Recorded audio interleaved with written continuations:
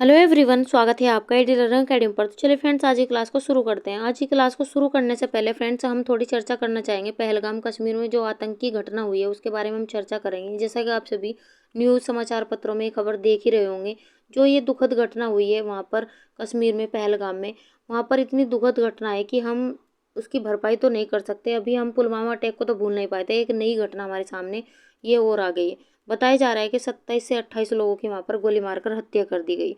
आप सोचकर देखिए कि अब की बार जो टारगेट बनाया गया है वो पर्यटकों को बनाया गया है, जो बेकसूर लोग थे। आप सोचकर देखिए कितना भयानक मंजर रहा होगा कि वहाँ पर लोगों से उनका धर्म पूछ पूछ कर उन पर गोली चलाकर उनकी हत्या कर दी गई। कुछ उनमें वहाँ पर जिनकी नई नई शादियाँ हुई थी, बच्चे बुजुर्ग अपनी फैमिली के साथ में वहाँ पर घूमने के लिए गए थे, उनकी वहाँ पर गोली मारकर पूरे परिवार की हत्या कर दी गई। तो आप सोचकर देखिए इससे कितना बड़ा नुकसान होने वाला है। कश्मीरियों को भी वहाँ पर नुकसान होगा, जिनका रोजगार इन्हीं पर्यटकों के माध्यम से चल रहा था। क्या अब वहाँ पर कोई लोग वहाँ पर घूमने के लिए जाएंगे? नहीं फ्रेंड्स, इस घटना के बाद वहाँ पर पर्यटकों की संख्या भी घटने वाली है। जिनकी वहाँ पर कश्मीरियों के रोजगार इसी से ही चल रहा था, पर्यटकों के माध्यम से, वो भी वहाँ पर उस पर भी प्रभाव पड़ने वाला है। तो ये बहुत ही दुखद घटना हमारे देश के लिए यहाँ पर हुई है। जो पुलवामा अटैक को तो हम अब तक भूल नहीं पाए थे, और ये एक नई घटना हमारे सामने आई है। इसकी भरपाई तो फ्रेंड्स यहाँ पर कोई नहीं कर सकता। बस हम चाहते हैं कि जल्द से जल्द सरकार इस पर कोई एक्शन ले। जो लोग इसमें मारे गए, भगवान उनकी आत्मा को शांति दे, और जो लोग उनके परिवार वाले हैं उनको हिम्मत प्रदान कर। बस हम यही चाहते हैं फ्रेंड्स कि जल्द से जल्द सरकार इस पर कोई एक्शन ले। तो चलिए बढ़ जाते हैं अब अपनी क्लास की ओर। आज की क्लास में भी हम आपके लिए बेहतरीन क्वेश्चन लेकर आए, जिससे आपको काफ़ी हेल्प मिलने वाली है। चाहे आप किसी भी एग्जाम की तैयारी कर रहे हैं, आज की क्लास से आपको काफ़ी हेल्प मिलेगी। और जो हम आपको व्याख्या कराएंगे उन्हें भी आप नोट करते हुए चलेगा। काफ़ी महत्वपूर्ण पॉइंट आज की क्लास से आपको मिलने वाले हैं। तो चलिए कम समय में ज़्यादा क्वेश्चनों का रिवाइज करते हुए शुरू करेंगे आज की महत्वपूर्ण क्लास। आज की क्लास का हमारा पहला क्वेश्चन है, जब कॉटन को कास्टिक सोडा सोल्यूशन में उबाला जाता है तो यह ऑप्शन यहाँ पर दिए गए हैं, फूलता है, लाल हो जाता है, घुल जाता है, उपयुक्त में से एक से अधिक, उपयुक्त में से कोई नहीं। बीपीएससी पीजीटी परीक्षा 2023 में क्वेश्चन यहाँ से पूछा गया है। आपको क्वेश्चन को ध्यान से पढ़ना है और अपना आंसर यहाँ पर देना है। यहाँ पर क्वेश्चन में पूछा गया है कि जब कॉटन को कास्टिक सोडा सोल्यूशन में उबाला जाता है तो यह ऑप्शन यहाँ पर देखें तो पहले ऑप्शन हमारे यहाँ पर सही होगा, फूलता है। यहाँ पर हमारा पहला ऑप्शन सही होगा। आइए देख लेते हैं महत्वपूर्ण व्याख्या के यहाँ पर साथ में। कोरे सूत को सीधे रंगाई करना या कोई और गीला प्रोसेस करना उपयुक्त नहीं है, क्योंकि इसकी प्राकृतिक अशुद्धियाँ जैसे चर्बी, मोम, रंग पदार्थ, टूटे बीज इत्यादि मिले होते हैं। इसकी शोषक और एक सार रंगाई प्राप्त करने के लिए रंगों को अच्छी तरह इनके सूत्र कॉटन में घुसाने के लिए और पक्के रंग पाने के लिए सूत्र से यह अशुद्धियाँ दूर करना आवश्यक है। इसलिए कॉटन को कास्टिक सोडा में उबाला जाता है, जिससे यह फूल जाता है, जो हमारे क्वेश्चन का आंसर है। तो इस व्याख्या को भी आप ध्यान से पढ़ते हुए चलिए आगे बढ़ जाते हैं अपने अगले क्वेश्चन की ओर। क्वेश्चन नंबर 2, निम्नलिखित में से कौन इलास्टोमेरिक रेशे का उदाहरण है? ऑप्शन यहाँ पर दिए गए, स्पेंडेक्स, लिनेन, एक्रिलिक, उपयुक्त में से एक से अधिक, उपयुक्त में से कोई नहीं। ये भी क्वेश्चन बीपीएससी पीजीटी परीक्षा 2023 में पूछा गया है। आपको यहाँ पर बताना है कि इलास्टोमेरिक रेशे का उदाहरण कौन सा होगा। ऑप्शन यहाँ पर देखें तो पहले ऑप्शन हमारे यहाँ पर सही होगा, स्पेंडेक्स, ये इलास्टोमेरिक रेशे का उदाहरण है। यहाँ पर हमारा पहला ऑप्शन सही होगा। आइए देख लेते हैं महत्वपूर्ण व्याख्या के साथ में। इलास्टोमेरिक रेशा एक बहुत कमजोर अंतराण्विक बल और विस्को इलास्टिसिटी वाला बहुलक है। इसमें लोच का अद्वितीय गुण होता है। इसका उपयोग कपड़ा उद्योग, वाहन के पहिए, चिकित्सा, कृत्रिम अंग, स्नेहक, वेट सूट आदि बनाने में किया जाता है। इसका उदाहरण स्पेंडेक्स है। तो इसका प्रयोग किस किस में किया जाता है, ये भी यहाँ से महत्वपूर्ण प्रश्न बन जाता है। तो इसे भी आप ध्यान से पढ़ते हुए चलिए आगे बढ़ जाते हैं अपने अगले क्वेश्चन की। और क्वेश्चन नंबर 3, लौह धब्बे किसके द्वारा दूर किए जा सकते हैं? ऑप्शन यहाँ पर देंगे, ऑक्जेलिक अम्ल का घोल, साबुन का घोल, गर्म इस्त्री से प्रेस करके, उपयुक्त में से एक से अधिक या उपयुक्त में से कोई नहीं। महत्वपूर्ण प्रश्न आप यहाँ पर लगाते चलिए। आपको यहाँ पर लौह धब्बे किसके द्वारा दूर किए जा सकते हैं, ये आपको बताना है। ऑप्शन यहाँ पर देखें तो पहले ऑप्शन हमारे यहाँ पर सही होगा, ऑक्जेलिक अम्ल के द्वारा लौह के धब्बे दूर किए जा सकते हैं। यहाँ पर हमारा पहला ऑप्शन सही है। आइए देख लेते हैं महत्वपूर्ण व्याख्या के साथ में। लौह धब्बे ऑक्जेलिक अम्ल के घोल द्वारा दूर किए जा सकते हैं, जो हमारे क्वेश्चन का आंसर है। लौह धब्बे और ऑक्जेलिक अम्ल से आयन प्रतिक्रिया करके फेरिक ऑक्जेलेट बनाते हैं, जो पानी में घुलनशील है। इसलिए ऑक्जेलिक अम्ल मिलाकर लोहे के इनके जंग धब्बे को हटाया जा सकता है। तो इस व्याख्या को भी अब ध्यान से पढ़ते चलिए आगे बढ़ जाते हैं अपने अगले क्वेश्चन की। और क्वेश्चन नंबर 4, कर्नाटक की कसीदाकारी कहलाती है? कांथा, फुलकारी, कसूती या चंबा? आरपीएससी स्कूल लेक्चरर 2022 में क्वेश्चन यहाँ से पूछा गया है। आपको यहाँ पर बताना है कि कर्नाटक की कसीदाकारी कहलाती है तो क्या कहलाती है, ये आपको बताना है। तो कर्नाटक की कसीदाकारी कसूती कहलाती है। यहाँ पर हमारा तीसरा ऑप्शन यहाँ पर सही होगा। आइए देख लेते हैं महत्वपूर्ण व्याख्या के साथ में। कर्नाटक की कसीदाकारी कसूती के नाम से जानी जाती है, जो हमारे क्वेश्चन का आंसर है। कसूती दो शब्दों के मिलन से बना है। का प्लस सूती। का अर्थ है हाथ तथा सूती का अर्थ है धागा। तो कसूती कढ़ाई कला काला अत्यंत प्राचीन यानी अत्यंत प्राचीन कढ़ाई कला है। इस तकनीक में आधार कपड़े पर कई रंगों से सूती धागों से कढ़ाई की जाती है। यह प्राय महिलाओं द्वारा की जाती है। इसमें बनाए जाने वाले रूपांकन धर्म, वास्तुकला, वनस्पति, जीव जंतु और दैनिक उपयोग की वस्तुओं से प्रेरित होते हैं। तो इस व्याख्या को भी आप ध्यान से पढ़ते हुए चलिए। ये दो शब्दों के मेल से बना है। का अर्थ है हाथ और सूती का अर्थ है धागा। ये भी आप नोट करते चलिए। आगे बढ़ जाते हैं अगले क्वेश्चन की ओर। क्वेश्चन नंबर 5, 3 दीवार वाले रसोई घर को कहते हैं। डी आकार का रसोई घर, एल आकार का रसोई घर, 3 दीवार वाला रसोई घर या यू आकार का रसोई घर। टीजीटी परीक्षा 2010 में ये क्वेश्चन यहाँ से पूछा गया है। आपको बताना है कि 3 दीवार वाले रसोई घर को कहते हैं। ऑप्शन यहाँ पर देखें तो चौथा ऑप्शन हमारा यहाँ पर सही होगा, यू आकार का रसोई घर। तो यहाँ पर ऑप्शन हमारा चौथा यहाँ पर सही होगा। आगे बढ़ जाते हैं अपने अगले क्वेश्चन की और। क्वेश्चन नंबर 6, परिधान में कटे हुए किनारों को मोड़ने के लिए प्रयोग करते हैं। तिकोनी पट्टी, लंबी पट्टी, ओरेव पट्टी, चौकोर पट्टी। आपको बताने कौन सा ऑप्शन यहाँ पर सही होगा। टीजीटी परीक्षा 2010 में ये क्वेश्चन यहाँ से पूछा गया है। ऑप्शन यहाँ पर देखें तो परिधान में कटे हुए किनारों को मोड़ने के लिए प्रयोग किया जाता है ओरेव पट्टी। यहाँ पर हमारा तीसरा ऑप्शन सही होगा। आगे बढ़ जाते हैं अपने अगले क्वेश्चन की और। क्वेश्चन नंबर 7, मानव शरीर में उभारों, ढलाव और रेखाओं के अनुकूल आकार देने के लिए पोशाक में प्रयुक्त करते हैं। पाइपिंग, हेमिंग, डार्ट, असम, कच्चे टाँके। टीजीटी परीक्षा 2010 में ये क्वेश्चन यहाँ से पूछा गया और इम्पोर्टेंट क्वेश्चन आप यहाँ पर लगाते चलिए। आपको क्वेश्चन को पहले ध्यान से पढ़ना है, तब अपना आंसर यहाँ पर देना है। यहाँ पर क्वेश्चन में पूछा गया है कि मानव शरीर में उभारों या ढलाव और रेखाओं के अनुकूल आकार देने के लिए पोशाक में प्रयुक्त करते हैं। ऑप्शन यहाँ पर देखें तो डार्ट का प्रयोग करते हैं। यहाँ पर हमारा तीसरा ऑप्शन सही होगा। आइए देख लेते हैं महत्वपूर्ण व्याख्या के साथ में। डार्ट कपड़े को शरीर की ओर झुकाकर वस्त्र बनाने की विधि है, जो हमारे क्वेश्चन का आंसर है। इसमें मानव शरीर में उभारों, ढलाव और रेखाओं में अनुकूल आकार देकर पोशाक बनाया जाता है। हेमिंग तकनीक में उपयोग कपड़ों में अंग की लंबाई में बदलने के लिए किया जाता है, जैसे आस्तीन के अंत में या नीचे और कपड़े को खुलने से रोकने के लिए। तो इस व्याख्या को आप ध्यान से देखते हुए चलिए। आगे बढ़ जाते हैं अपने अगले क्वेश्चन की और। Question number 8, doctor M Swaminathan द्वारा निम्नलिखित में से कौन से खाद्य वर्ग की अनुशंसा की गई है। 4 खाद्य वर्ग की, 7 खाद्य वर्ग की, 5 खाद्य वर्ग की, 11 खाद्य वर्ग की। टीजीटी परीक्षा 2004 में क्वेश्चन यहाँ से पूछा गया है। तो यहाँ पर डॉक्टर एम स्वामीनाथन के द्वारा पूछा गया है कि कौन से खाद्य वर्ग की अनुशंसा की गई है। ऑप्शन यहाँ पर देखें तो इनके द्वारा 11 खाद्य वर्ग की अनुशंसा की गई है। यहाँ पर हमारा चौथा ऑप्शन सही होगा।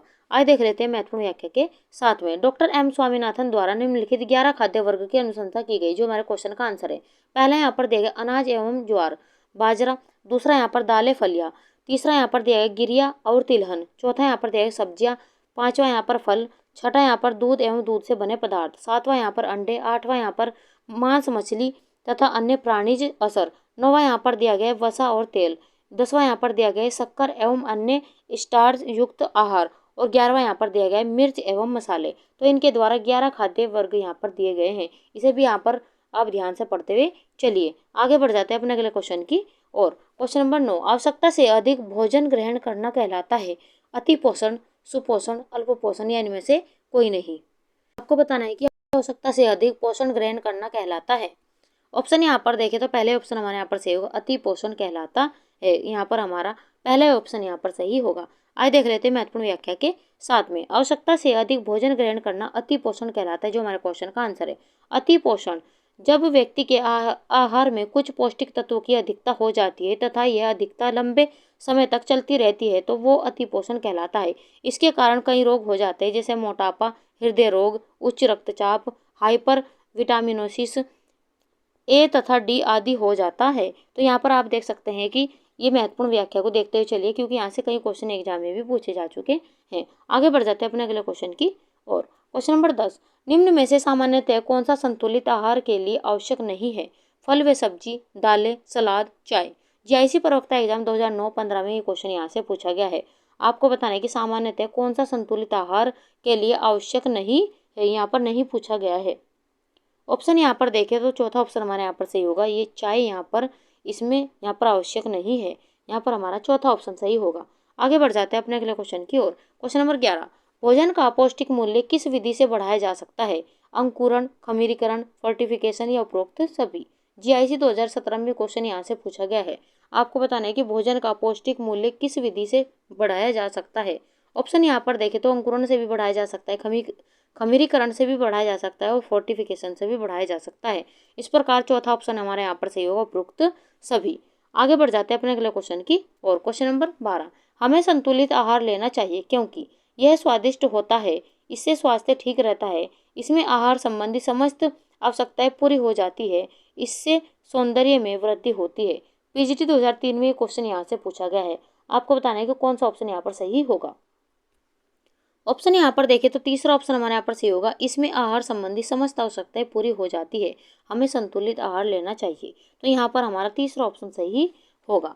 आगे बढ़ जाते हैं अपने अगले क्वेश्चन की और। क्वेश्चन नंबर 13, एक ऐसा आहार जिसमें भोजन के सभी आवश्यक घटक सही अनुपात में शामिल होते हैं उसे क्या कहा जाता है?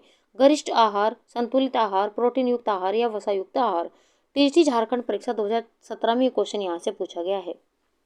ऑप्शन यहाँ पर देखें तो यहाँ पर हमारा दूसरा ऑप्शन सही होगा, संतुलित आहार। यहाँ पर हमारा दूसरा ऑप्शन सही है। आगे बढ़ जाते हैं अपने अगले क्वेश्चन की और। क्वेश्चन नंबर 14, फ्रेंड्स हमारी वीडियो, हमारा कंटेंट अगर आपको अच्छा लग रहा हो तो लाइक सब्सक्राइब करना ना भूलें। अगर आप चैनल पर पहली बार आए तो चैनल को सब्सक्राइब करें और बेल आइकन भी दबा लीजिए ताकि समय पर आपको वीडियोज के नोटिफिकेशन यहाँ पर मिलते रहे। और खाद्य पदार्थ विकृतीकरण किस कारण से होता है? सूक्ष्म जीवों का पैदा होना, भंडारण, उच्च तापमान या निम्न तापमान? यूजीसी नेट एग्जाम 2017 में ये क्वेश्चन यहाँ से पूछा गया है। आपको बताना है कि खाद्य पदार्थ विकृतीकरण किस कारण से होता है। ऑप्शन यहाँ पर देखें तो पहले ऑप्शन हमारे यहाँ पर सही होगा, सूक्ष्म जीवों का पैदा होना। यहाँ पर हमारा पहला ही ऑप्शन यहाँ पर सही होगा। आइए देख लेते हैं महत्वपूर्ण व्याख्या के साथ में। भोजन, इनके भोज्य पदार्थ बाह्य दूषित तत्वों द्वारा संदूषित होते हैं। भोजन पकाने, सुरक्षित रखने, परोसने आदि में स्वच्छता संबंधी बातों की अपेक्षा करने से भोजन संक्रमित हो जाते हैं। इस तरह भोजन के हानिकारक तत्वों के संपर्क में होने की क्रिया को संदूषण या खाद्य पदार्थ विकृतीकरण कहते हैं। तो इस व्याख्या को भी आप ध्यान से पढ़ते हुए चलिए। आगे बढ़ जाते हैं अपने अगले क्वेश्चन की और। क्वेश्चन नंबर 15, निम्न में से कौन सा एक उत्तम कोलेस्ट्रॉल अंश है? यहाँ पर 4 ऑप्शन आपको दिए गए, ध्यान से पढ़िए और अपना आंसर यहाँ पर दीजिए। LT 2020 और RPSC स्कूल लेक्चरर 2013 में ये क्वेश्चन यहाँ से पूछा गया है। आपको बताना है कि निम्न में से कौन सा एक उत्तम कोलेस्ट्रॉल अंश होगा। ऑप्शन यहाँ पर देखें तो तीसरा ऑप्शन हमारे यहाँ पर सही होगा, उच्च डेंसिटी लाइपोप्रोटीन। यहाँ पर हमारा तीसरा ऑप्शन सही है।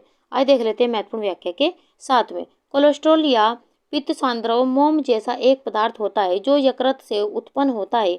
यह सभी पशुओं और मनुष्यों की कोशिका झिल्ली समेत शरीर के हर भाग में पाया जाता है। कोलेस्ट्रॉल कोशिका झिल्ली का एक महत्वपूर्ण भाग है जहाँ उचित मात्रा में पारगम्यता और तरलता स्थापित करने की इसकी आवश्यकता होती है। कोलेस्ट्रॉल में एक उत्तम कोलेस्ट्रॉल उच्च डेंसिटी लाइपोप्रोटीन को कहा जाता है, जो हमारे क्वेश्चन का आंसर है, क्योंकि यह शरीर में अन्य प्रकार के कोलेस्ट्रॉल को बाहर निकालता है। तो इस व्याख्या को भी आप ध्यान से पढ़ते चलिए। फ्रेंड्स, जो हम आपको व्याख्या कराते चल रहे हैं आप ध्यान से देखते चलिए ताकि आपके सभी यहाँ पर कॉन्सेप्ट भी यहाँ पर क्लियर होते हुए चले और आपके एक भी पॉइंट यहाँ से ना छूटे, ताकि एग्जामिनर कहीं से भी क्वेश्चन पूछे तो अपना आंसर आप आसानी से यहाँ पर दे पाओ। तो आप इन व्याख्या को भी ध्यान से पढ़ते चलिए। आगे बढ़ जाते हैं अपने अगले क्वेश्चन की और। क्वेश्चन नंबर 16, शरीर के ग्लूकोज की संग्रहित अवस्था है galactose, glycogen, glucagon, glycerol. RPSC school lecture 2013 में क्वेश्चन यहाँ से पूछा गया और महत्वपूर्ण प्रश्न आप यहाँ पर लगाते चलिए। अगर हम यहाँ पर बात करें शरीर के ग्लूकोज की संग्रहित अवस्था की तो दूसरा ऑप्शन हमारे यहाँ पर सही होगा, ग्लाइकोजन। यहाँ पर हमारा दूसरा ऑप्शन सही होगा। आइए देख लेते हैं महत्वपूर्ण व्याख्या के साथ में। ग्लाइकोजन कई प्रकार की कोशिकाओं की कोशिका द्रव्य में मौजूद है जो ग्लूकोजन अवशेषों का एक बहुलक है। ये कोशिकाओं में ऊर्जा भंडारण के मुख्य रूपों में से एक है और ग्लूकोज चयापचय में एक महत्वपूर्ण भूमिका निभाता है। तो जो हमारे क्वेश्चन का आंसर है वह है ग्लाइकोजन। इस व्याख्या को भी आप ध्यान से पढ़ते चलिए। आगे बढ़ जाते हैं अपने अगले क्वेश्चन की और। क्वेश्चन नंबर 17, यौगिक जो कार्बोहाइड्रेट, वसा और प्रोटीन से ऊर्जा निकालना सुगम बनाते हैं, खनिज, रेसे, जल या एंजाइम? पीजीटी परीक्षा 2016 में क्वेश्चन यहाँ से पूछा गया है। आपको बताना है कि कौन सा ऑप्शन यहाँ पर सही होगा। अगर हम बात करें यौगिक जो कार्बोहाइड्रेट, वसा और प्रोटीन से ऊर्जा निकालना सुगम बनाते हैं वह होते हैं एंजाइम। यहाँ पर हमारा चौथा ऑप्शन यहाँ पर सही होगा। आगे बढ़ जाते हैं अपने अगले क्वेश्चन की और। क्वेश्चन नंबर 18, किस अवस्था में अत्यधिक प्रोटीन की आवश्यकता होती है? बाल्यावस्था में, वृद्धावस्था में, गर्भावस्था एवं धात्री अवस्था में या किशोरावस्था में? पीएचडी परीक्षा 2013 में ये क्वेश्चन यहाँ से पूछा गया है और इंपॉर्टेंट क्वेश्चन आप यहाँ पर लगाते चलिए। आपको बताना है कि किस अवस्था में अत्यधिक प्रोटीन की आवश्यकता होती है। ऑप्शन यहाँ पर देखें तो तीसरा ऑप्शन हमारे यहाँ पर सही होगा, गर्भावस्था एवं धात्री अवस्था में अत्यधिक प्रोटीन की आवश्यकता होती है। यहाँ पर हमारा तीसरा ऑप्शन यहाँ पर सही होगा।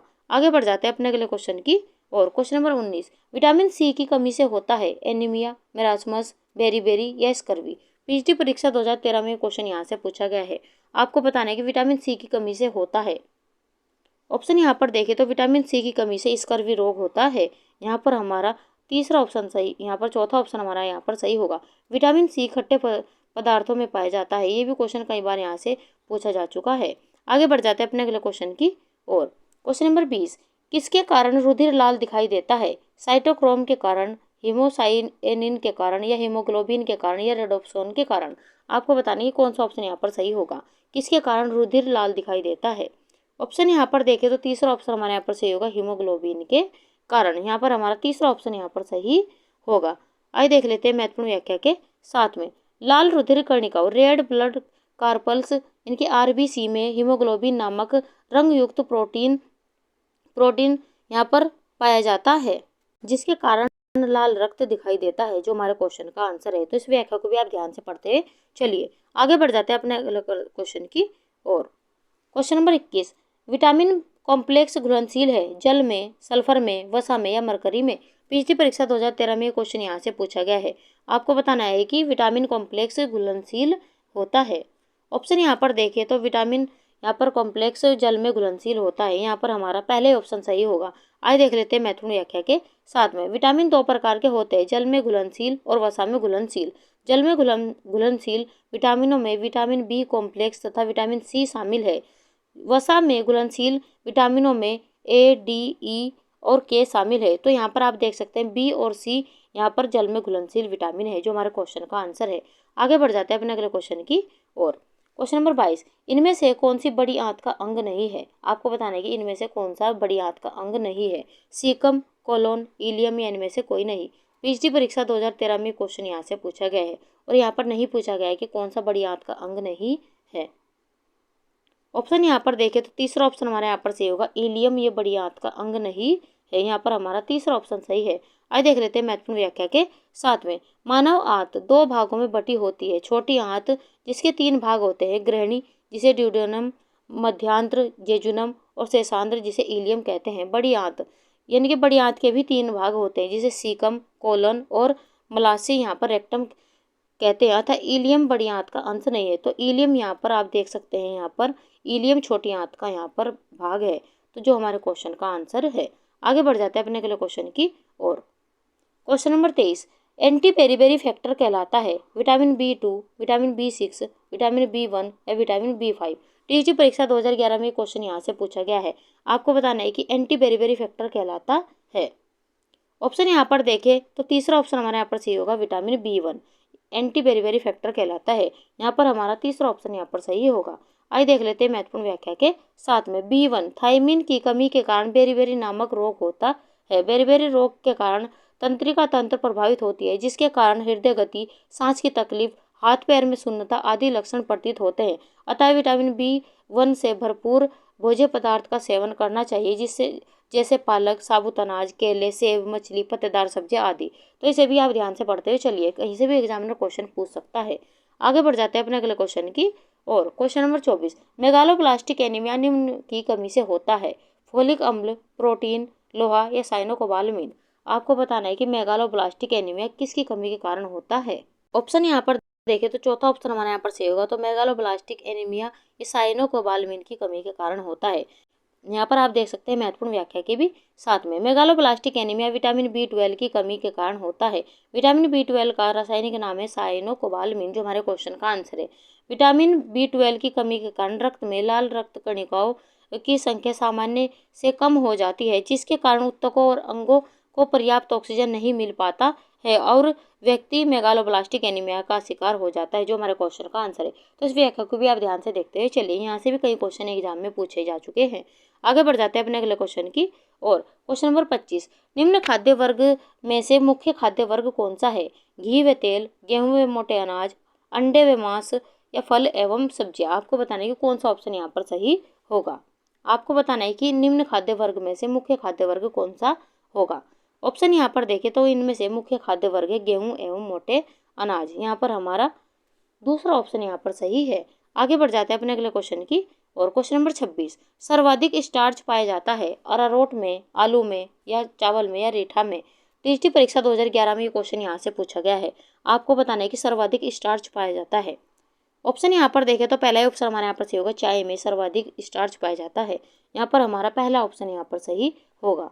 आगे बढ़ जाते हैं अपने अगले क्वेश्चन की और। क्वेश्चन नंबर 27, निम्न में से कौन मोनोसेकेराइड है? मांड, सुक्रोज, ग्लूकोज या सेल्यूलोज? यूपी पीजीटी 2021 में ये क्वेश्चन यहाँ से पूछा गया है और इम्पोर्टेंट क्वेश्चन आप यहाँ पर लगाते चलिएगा। आपको बताना है कि निम्न में से कौन मोनोसेकेराइड है। ऑप्शन यहाँ पर देखें तो तीसरा ऑप्शन हमारे यहाँ पर सही होगा, ग्लूकोज मोनोसेकेराइड है। यहाँ पर हमारा तीसरा ऑप्शन यहाँ पर सही है। आइए देख लेते हैं महत्वपूर्ण व्याख्या के साथ में। रासायनिक विशेषताओं के आधार पर कार्बोज को 3 भागों में बांटा जा सकता है। ये भी महत्वपूर्ण प्रश्न बन जाता है कि रासायनिक विशेषताओं के आधार पर कार्बोज को कितने भागों में बांटा जा सकता है। तो 3 भागों में बांटा जा सकता है, जिसमें मोनोसेकेराइड, डाइसेकेराइड और पॉलीसेकेराइड। यहाँ पर मोनोसेकेराइड को भी 3 भागों में बांटा गया है, ग्लूकोज, फ्रक्टोज और गैलेक्टोज। यहाँ पर आप देख सकते हैं डाइसेकेराइड को भी 3 भागों में बांटा गया है, सुक्रोज, माल्टोज और यहाँ पर लेक्टोज। पॉलीसेकेराइड को यहाँ पर ग्लाइकोजन, सेलुलोज तथा हेमी सेलुलोज, स्टार्च और पेक्टिन। आप यहाँ पर देख सकते हैं ग्लूकोज जो मोनोसेकेराइड का यहाँ पर हिस्सा है। तो आप यहाँ पर मोनोसेकेराइड पूछा गया है, तो ऑप्शन हमारे यहाँ पर तीसरा यहाँ पर सही होगा, मोनोसेकेराइड है ग्लूकोज। आगे बढ़ जाते हैं अपने अगले क्वेश्चन की और। क्वेश्चन नंबर 28, निम्न में से कौन सा शुद्ध तरल आहार नहीं है? नींबू का पानी, फल का रस, दाल का पानी या चाय? आपको यहाँ पर नहीं पूछा गया कि शुद्ध तरल आहार कौन सा इनमें से नहीं होगा। ऑप्शन यहाँ पर देखें तो चौथा ऑप्शन हमारे यहाँ पर सही होगा, चाय ये यहाँ पर शुद्ध तरल आहार नहीं है। यहाँ पर हमारा चौथा ऑप्शन सही होगा। आगे बढ़ जाते हैं अपने अगले क्वेश्चन की और। फ्रेंड्स, हमारी वीडियो, हमारा कंटेंट अगर आपको अच्छा लग रहा हो तो लाइक सब्सक्राइब करना ना भूलें और वीडियो को ज़्यादा से ज़्यादा शेयर कीजिए। और आप हमें यहाँ पर कमेंट बॉक्स में कमेंट जरूर किया कीजिए कि आपको हमारी वीडियोज़ कैसी लग रही है। अगर आपको वीडियोज़ पसंद आ रही है तो लाइक सब्सक्राइब करना ना भूलें। हमारे प्रयास के लिए एक लाइक तो आपका बनता ही है फ्रेंड्स। आप हमारा भी मोटिवेशन ऐसे ही बढ़ाते रहिए और वीडियो को ज़्यादा से ज़्यादा शेयर करते रहिए। तो चलिए बढ़ जाते हैं अपने अगले क्वेश्चन की ओर। चीनी का जेली में कार्य है बैक्टीरिया को निष्क्रिय करना, स्वादिष्ट बनाना, अतिरिक्त जल को जेली में बांध कर रखना या उपरोक्त सभी। टीजीटी परीक्षा 2011 में क्वेश्चन यहाँ से पूछा गया है। आपको बताना है कि कौन सा ऑप्शन यहाँ पर सही होगा। ऑप्शन यहाँ पर देखें तो चौथा ऑप्शन हमारे यहाँ पर सही होगा, उपरोक्त सभी। ये सभी कार्य हैं चीनी का जेली में। यहाँ पर हमारा चौथा ऑप्शन सही होगा। आगे बढ़ जाते हैं अपने क्वेश्चन नंबर 30 की ओर। पारिवारिक लक्ष्यों की प्राप्ति के लिए कार्य करने की दिशा का खाका बनाने को कहते हैं। योजना बनाना, नियंत्रित करना, संगठित करना। उपयुक्त में से एक से अधिक, उपयुक्त में से कोई नहीं। बीपीएससी पीजीटी परीक्षा 2023 में ये क्वेश्चन यहाँ से पूछा गया है। आपको बताना है कि पारिवारिक लक्ष्यों की प्राप्ति के लिए कार्य करने की दिशा का खाका बनाने को क्या कहते हैं। ऑप्शन यहाँ पर देखें तो उसे कहते हैं योजना बनाना। यहाँ पर हमारा पहले ऑप्शन सही होगा। आगे बढ़ जाते हैं अपने अगले क्वेश्चन की और। क्वेश्चन नंबर 31, हमारे पास उपलब्ध संसाधनों का उपयोग करते समय संतुष्टि को अधिकतम करने का निम्नलिखित में से कौन सा तरीका प्रभावी है। ऑप्शन यहाँ पर दिए गए हैं, संसाधनों का सही मात्रा में उपयोग, संसाधनों को साझा करना, उपलब्ध संसाधनों की पहचान करना या उपयुक्त में से एक से अधिक या उपयुक्त में से कोई नहीं। महत्वपूर्ण प्रश्न आप यहाँ पर लगाते चलिए। क्वेश्चन को पहले आप ध्यान से पढ़िए और अपना आंसर यहाँ पर दीजिए। ऑप्शन यहाँ पर देखें तो चौथा ऑप्शन हमारे यहाँ पर सही होगा, उपयुक्त में से एक से अधिक। तो यहाँ पर हमारा चौथा ऑप्शन यहाँ पर सही है। आइए देख लेते हैं महत्वपूर्ण व्याख्या के साथ में। हमारे पास उपलब्ध संसाधनों का उपयोग करते समय संतुष्टि को अधिकतम करने हेतु संसाधनों का सही मात्रा में उपयोग करना, संसाधनों को साझा करना और उपलब्ध संसाधनों का पहचान करना एक प्रभावी तरीका है। तो यहाँ पर हमारा आंसर होगा उपयुक्त में से एक से अधिक। आगे बढ़ जाते हैं अपने अगले क्वेश्चन की और। क्वेश्चन नंबर 32, निम्न में से क्या हमें वित्तीय हानियों से सुरक्षा देता है। बचत बैंक खाता, बैंक, बीमा या वित्तीय संस्था। आरपीएससी स्कूल लेक्चरर 2022 में क्वेश्चन यहाँ से पूछा गया है। आपको बताने की कौन सा ऑप्शन यहाँ पर सही होगा। यहाँ पर पूछा गया है कि क्या हमें वित्तीय हानियों से सुरक्षा देता है। ऑप्शन यहाँ पर देखें तो बीमा हमें वित्तीय हानियों से सुरक्षा देता है। यहाँ पर हमारा तीसरा ऑप्शन यहाँ पर सही होगा। आइए देख लेते हैं महत्वपूर्ण व्याख्या के साथ में। बीमा वित्तीय हानियों से सुरक्षा का एक साधन है। यह रिस्क मैनेजमेंट का एक रूप है जिसका उपयोग मुख्य रूप से आकस्मिक और अनिश्चित नुकसान के जोखिम से बचाव के लिए किया जाता है। बीमा एक अनुबंध है जिसे पॉलिसी के रूप में पेश किया जाता है। यहाँ पर महत्वपूर्ण प्रश्न आप यहाँ पर लगाते चलिए और उस व्याख्या को ध्यान से पढ़ते चलिए। आगे बढ़ जाते हैं अपने अगले क्वेश्चन की और। क्वेश्चन नंबर 33, निम्नलिखित में से कौन सा विनियोग नहीं है? ऑप्शन यहाँ पर दिए गए अल्पकालिक विनियोग, जीवन बीमा, बटुआ या दीर्घकालिक विनियोग। आपको बताना है कि कौन सा ऑप्शन यहाँ पर सही होगा। यहाँ पर आपसे विनियोग कौन सा नहीं है ये आपसे पूछा गया है। ऑप्शन यहाँ पर देखें तो तीसरा ऑप्शन हमारा यहाँ पर सही होगा, बटुआ ये विनियोग नहीं है। यहाँ पर हमारा तीसरा ऑप्शन सही है। आगे बढ़ जाते हैं अपने अगले महत्वपूर्ण प्रश्न की और। महत्वपूर्ण प्रश्न आप यहाँ पर लगाते हैं चलिए, क्योंकि अलग अलग तरीके से यहाँ पर बार बार एग्जाम में क्वेश्चन यहाँ से पूछा गया है। उपभोक्ता संरक्षण विधेयक कब लागू हुआ? 4 अगस्त 1985, 1 जुलाई 1984, 10 सितंबर 1983 या 24 दिसंबर 1986। पीएचडी परीक्षा 2013 में ये क्वेश्चन यहाँ से पूछा गया है। ऑप्शन यहाँ पर देखें तो उपभोक्ता संरक्षण विधेयक ये पारित हुआ था 24 दिसंबर 1986 को। यहाँ पर हमारा चौथा ऑप्शन सही होगा। आइए देख लेते हैं महत्वपूर्ण व्याख्या के साथ में। उपभोक्ता संरक्षण विधेयक 24 दिसंबर 1986 को लागू हुआ।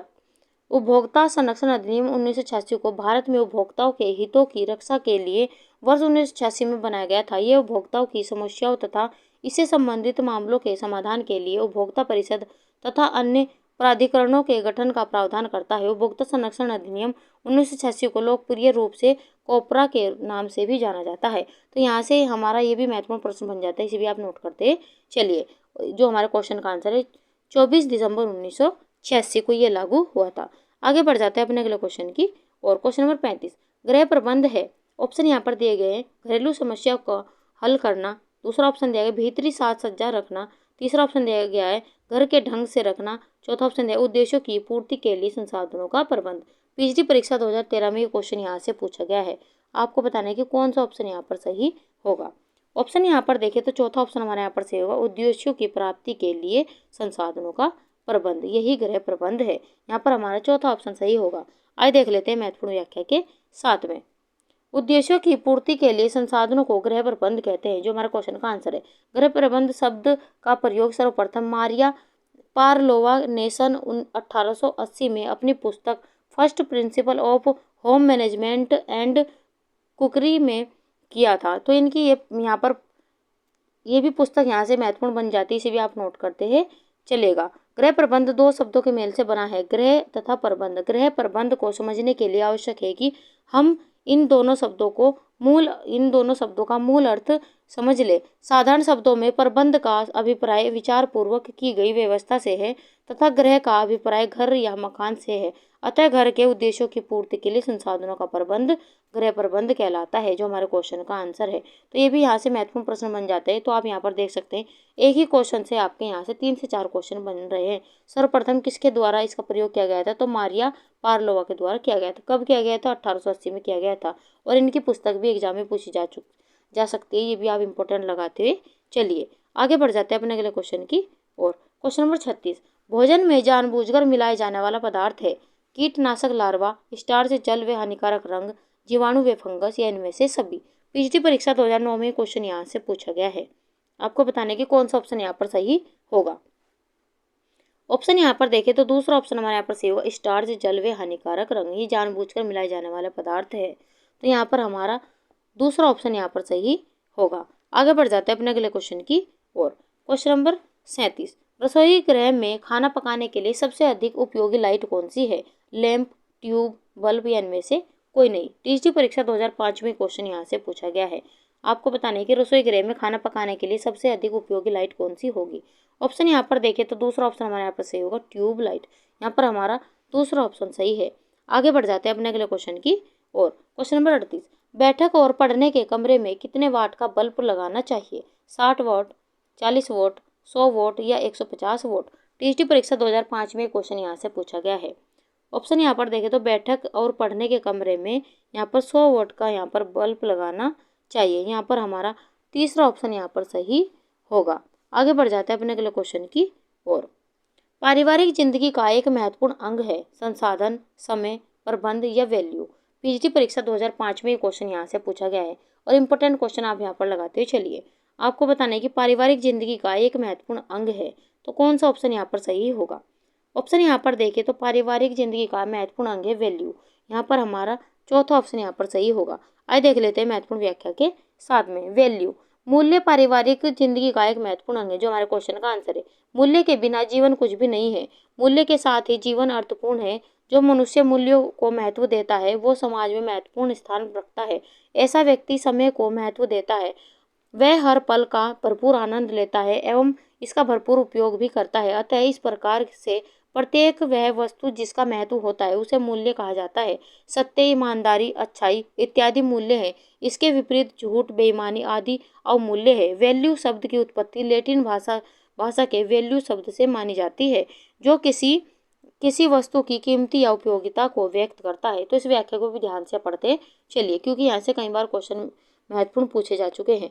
आगे बढ़ जाते हैं अपने अगले क्वेश्चन की ओर। क्वेश्चन नंबर 40, भारतीय मानक संस्थान ISI की स्थापना किस वर्ष हुई थी। 1950, 1949, 1959 या 1947। पीएचडी परीक्षा 2005 में क्वेश्चन यहाँ से पूछा गया और इम्पोर्टेंट क्वेश्चन आप यहाँ पर लगाते चलिए। आपको बताना है कि भारतीय मानक संस्थान की स्थापना कब किस वर्ष में हुई थी।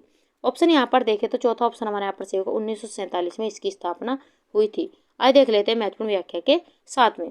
भारतीय मानक संस्थान ISI की स्थापना 1947 में हुई थी, जो हमारे क्वेश्चन का आंसर है।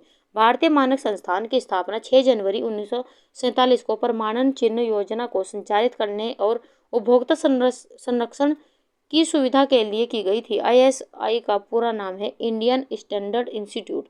तो इसकी फुल फॉर्म भी यहाँ से पूछी जाती है, तो इसे भी आप महत्वपूर्ण लगाते हुए चलिए, जिसे हिंदी भाषा में भारतीय मानक संस्थान कहते हैं। तो यहाँ से भी आपके 2 से 3 क्वेश्चन बन रहे हैं, इन्हें भी आप नोट करते हुए चलिए। आगे बढ़ जाते हैं अपने अगले क्वेश्चन की और। क्वेश्चन नंबर 41, घरेलू आय व्यय को संतुलित करने के लिए निम्न उपाय आवश्यक है। उधार लेना, बजट बनाना, बचत करना या मितव्ययिता करना। पीएचडी परीक्षा 2005 में क्वेश्चन यहाँ से पूछा गया है, तो आपको बताना है कि कौन सा ऑप्शन यहाँ पर सही होगा। घरेलू आय व्यय को संतुलित करने के लिए निम्न का उपाय आवश्यक है। ऑप्शन यहाँ पर देखें तो दूसरा ऑप्शन हमारे यहाँ पर सही होगा, बजट बनाना। यहाँ पर हमारा दूसरा ऑप्शन सही होगा। आगे बढ़ जाते हैं अपने अगले क्वेश्चन की ओर। क्वेश्चन नंबर 42, अमानवीय साधन अथवा भौतिक साधन कौन से हैं। रुचि, शक्ति, धन या ज्ञान। पीएचडी परीक्षा 2005 में ये क्वेश्चन यहाँ से पूछा गया है। आपको बताने की कौन सा ऑप्शन यहाँ पर सही होगा। तो अमानवीय साधन और भौतिक साधन बताना है आपको, कौन सा ऑप्शन यहाँ पर सही होगा। ऑप्शन यहाँ पर देखें तो आयोग के द्वारा जो यहाँ पर ऑप्शन उठाया गया वह है यहाँ पर शक्ति, लेकिन यहाँ पर ऑप्शन यहाँ पर तीसरा यहाँ पर सही होगा, यहाँ पर धन। तो यहाँ पर आयोग के द्वारा शक्ति उठाया गया है। तो आपको यहाँ पर इस क्वेश्चन में कोई कन्फ्यूजन होगी तो हम आपकी कन्फ्यूजन को भी यहाँ पर दूर करने वाले हैं।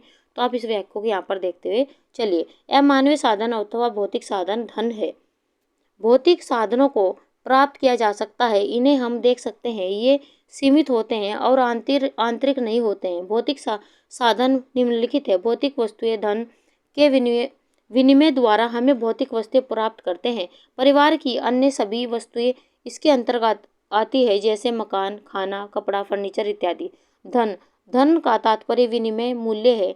इससे संसार के लगभग सभी भौतिक संसाधनों को प्राप्त किया जा सकता है। इससे बचत, वेतन, लाभ, बैंक जमा, ब्याज दर आदि शामिल है। वहीं यहाँ पर नोट करके भी यहाँ पर दिया गया प्रश्न, यहाँ पर इस प्रश्न में आयोग के द्वारा विकल्प भी यहाँ पर उठाया गया है, लेकिन जबकि यहाँ पर विकल्प यहाँ पर कौन सा यहाँ पर सही होगा, यहाँ पर धन यहाँ पर सही होगा। तो ऑप्शन हमारे यहाँ पर आप यहाँ पर देख सकते हैं। यहाँ पर अगर वैसे हम यहाँ पर देखें तो आयोग के द्वारा यहाँ पर शक्ति ऑप्शन यहाँ पर उठाया गया है, लेकिन ऑप्शन यहाँ पर सही कौन सा होगा, यहाँ पर धन होगा। तो आगे देखते हैं कि आयोग इसका आंसर क्या उठाता है। वो तो आयोग के ऊपर ही यहाँ पर बात रहने वाली है। तो आपके यहाँ पर सभी डाउट्स यहाँ पर क्लियर हो गए होंगे। आगे बढ़ जाते हैं अपने अगले क्वेश्चन की ओर। क्वेश्चन नंबर 43, निम्नलिखित में से किसका तात्पर्य किसी प्लान के अंतिम परिणाम से है। प्लानिंग का, मूल्यांकन का, मैनेजमेंट का या उपरोक्त में से कोई भी नहीं। पीएचडी परीक्षा 2005 में क्वेश्चन यहाँ से पूछा गया है। आपको बताना है कि निम्नलिखित में से किसका तात्पर्य किसी प्लान के अंतिम परिणाम से है। ऑप्शन यहाँ पर देखें तो दूसरा ऑप्शन हमारे यहाँ पर सही होगा, मूल्यांकन का। यहाँ पर हमारा दूसरा ऑप्शन यहाँ पर सही होगा। आगे बढ़ जाते हैं अपने अगले क्वेश्चन की ओर। क्वेश्चन नंबर 44, परिवार की सफलता की कुंजी है। सफल दाम्पत्य समायोजन, परिवार की वृद्धि, आर्थिक विकास या इनमें से कोई नहीं। टीजीटी परीक्षा 2004 में क्वेश्चन यहाँ से पूछा गया है। अगर हम यहाँ पर परिवार की सफलता की कुंजी की बात करें तो ऑप्शन पहला हमारे यहाँ पर सही होगा, सफल दाम्पत्य समायोजन। हमारा यहाँ पर पहले ही ऑप्शन सही होगा। आगे बढ़ जाते हैं अपने अगले क्वेश्चन की ओर। क्वेश्चन नंबर 45, आर्थिक दृष्टि से संयुक्त परिवार के लाभ है, श्रम विभाजन एवं उत्पादन में सुविधा, संपत्ति का समाजवादी वितरण, मितव्ययता और भूमि विखंडन से बचाव, उपरोक्त सभी। टीजीटी परीक्षा 2004 में क्वेश्चन यहाँ से पूछा गया है और इम्पोर्टेंट आप यहाँ पर लगाते चलिए। आपको यहाँ पर आर्थिक दृष्टि से संयुक्त परिवार के लाभ आपसे पूछे गए हैं। ऑप्शन यहाँ पर देखें तो पहला भी लाभ होगा, दूसरा भी होगा और तीसरा भी यहाँ पर होगा। इस प्रकार चौथा ऑप्शन हमारे यहाँ पर सही होगा, उपरोक्त सभी। आगे बढ़ जाते हैं अपने अगले क्वेश्चन की और। क्वेश्चन नंबर 46, घर बनवाने संबंधी प्रोजेक्ट से कौन सी संस्था जुड़ी हुई है, म्यूनिसिपैलिटी, हुडको, पीडब्ल्यूडी या सिडको। पीजीटी परीक्षा 2005 में क्वेश्चन यहाँ से पूछा गया है। आपको यहाँ पर बताना है कि घर बनवाने संबंधी प्रोजेक्ट से कौन सी संस्था जुड़ी हुई है। ऑप्शन यहाँ पर देखें तो दूसरा ऑप्शन हमारे यहाँ पर सही होगा, हुडको। ये घर बनवाने संबंधी प्रोजेक्ट से ये संस्था जुड़ी हुई है। यहाँ पर हमारा दूसरा ऑप्शन यहाँ पर सही होगा। आगे बढ़ जाते हैं अपने अगले क्वेश्चन की और। क्वेश्चन नंबर 47, वर्तमान आय का वर्तमान उपभोग व अधिक्य को बचत कहा जाता है। यह उक्ति है किन्स की, यंग की, गुड्डे की, इनमें से किसी की नहीं। टीजीटी परीक्षा 2004 में क्वेश्चन यहाँ से पूछा गया है। यहाँ पर आपको एक उक्ति दी गई है, इसे आपको ध्यान से पढ़ना है और अपना आंसर यहाँ पर देना है। यहाँ पर पूछा गया है कि वर्तमान आय का वर्तमान उपभोग व अधिक्य को बचत कहा जाता है। ये उक्ति किसकी है। ऑप्शन यहाँ पर देखें तो यह है उक्ति किन्स की है। यहाँ पर हमारा पहले ऑप्शन यहाँ पर सही होगा। आगे बढ़ जाते हैं अपने अगले क्वेश्चन की और। क्वेश्चन नंबर 48, ट्विल बुनाई रेशे का उदाहरण है, मलमल, चादर, स्पोर्ट कोट या खाकी। पीजीटी परीक्षा 2019 में क्वेश्चन यहाँ से पूछा गया है। आपको यहाँ पर इंपॉर्टेंट क्वेश्चन लगाते हुए चलना है। ऑप्शन यहाँ पर देखें तो ट्विल बुनाई रेशे का उदाहरण है यहाँ पर खाकी, तो ऑप्शन चौथा हमारे यहाँ पर सही होगा। आइए देख लेते हैं महत्वपूर्ण व्याख्या के साथ में। खाकी ट्विल बुनाई रेशे का उदाहरण है, जो हमारे क्वेश्चन का आंसर है। ट्विल बुनाई से तैयार वस्त्र की सतह पर तिरछी धारें दिखाई देती है। ये भी क्वेश्चन यहाँ पर एग्जाम में पूछा गया है। इस बुनाई में बाने का धागा ताने के कई धागों के ऊपर से निकालकर ताने के किसी एक धागे के नीचे से निकलता है, फिर उतने ही धागों को पार कर पुनः एक में फंसता हुआ निकलता है और अंत तक इसी प्रकार पूरी पंक्ति भर जाती है। अगली पंक्ति में भी इसी क्रम से चलता है, परंतु अंतर यही है कि जिस एक धागे के नीचे से पहले निकाला था, इस बार उनके बाद वाले अगले धागे के नीचे से निकलता है। इस प्रकार हर बार फंसने वाला धागा एक कदम आगे बढ़ जाता है और वस्त्र की सतह पर तिरछी धारियां दृष्टिगोचर होने लगती है। तो यहाँ से भी महत्वपूर्ण क्वेश्चन एग्जाम में पूछे गए, इस व्याख्या को भी आप ध्यान से पढ़ते हुए चलिए। आगे बढ़ जाते हैं अपने अगले क्वेश्चन की और। क्वेश्चन नंबर 49, करघे की रीढ़ का क्या कार्य है, छाया बनाना, ठोकना, भराई या लपेटना व छोड़ना। जीआईसी 2017 में क्वेश्चन यहाँ से पूछा गया है। आपको बताने की करघे में रीढ़ का क्या कार्य है। ऑप्शन यहाँ पर देखें तो करघे में रीढ़ का कार्य होता है ठोकना। यहाँ पर हमारा दूसरा ऑप्शन यहाँ पर सही होगा। आइए देख लेते हैं महत्वपूर्ण व्याख्या के साथ में। करघे में रीढ़ का कार्य ठोकना है, जो हमारे क्वेश्चन का आंसर है। रीढ़ यह कंघी के समान धातु की बनी एक रचना होती है। यह करघे में हार्नेस के सामने की ओर लगी होती है।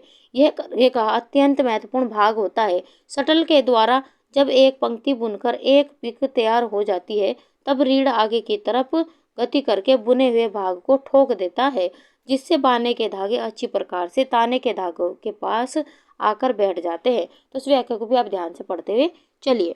आगे बढ़ जाते हैं अपने अगले क्वेश्चन की और। क्वेश्चन नंबर 50, एक पतला पारदर्शी कड़ा सूती कपड़ा जो पोशाक, गले के अलंकरण तथा झालर बनाने में प्रयुक्त होता है, आर्गेंडी, खादी, शिफॉन या टाफेटा। जीआईसी 2021 में क्वेश्चन यहाँ से पूछा गया है। आपको बताने की कौन सा ऑप्शन यहाँ पर सही होगा। ऑप्शन यहाँ पर देखें तो एक पतला पारदर्शी कड़ा सूती कपड़ा जो पोशाक, गले के अलंकरण तथा झालर बनाने में प्रयुक्त होता है, वह है ऑर्गेंडी। यहाँ पर हमारा पहला ऑप्शन यहाँ पर सही होगा। आइए देख लेते हैं महत्वपूर्ण व्याख्या के साथ में। एक पतला पारदर्शी कड़ा सूती कपड़ा जो पोशाक, गले के अलंकरण तथा झालर बनाने में प्रयुक्त होता है, उसे ऑर्गेंडी कहते हैं, जो हमारे क्वेश्चन का आंसर है। ऑर्गेंडी फैब्रिक एक सादा बुना हुआ सूती कपड़ा है जो कम्बेड स्पून कॉटन यार्न से बना होता है, जो इसे चिकना और महीन बनाता है। साथ ही कुरकुरा, हल्का और अर्ध पारदर्शी है। यह एक बहुमुखी कपड़ा भी है, जिसका सिलाई और क्राफ्टिंग में कई उपयोग है। यह बहुत अच्छी तरह से डाई लेता है। इसका उपयोग फ्लैट कॉलर पतले कपड़े में इंटरफेस करने के लिए किया जाता है। तो इसका प्रयोग किस में किया जाता है, ये भी आप ध्यान से पढ़ते हुए चलिए और उस व्याख्या को आप ध्यान से देखते हुए चलिए, क्योंकि एग्जामिनर कहीं से भी क्वेश्चन पूछ सकता है। अपनी तैयारी को आप अच्छे से करते हुए चलिए ताकि एग्जामिनर कहीं से भी क्वेश्चन पूछे और अपना आंसर आप आसानी से यहाँ पर दे पाओ।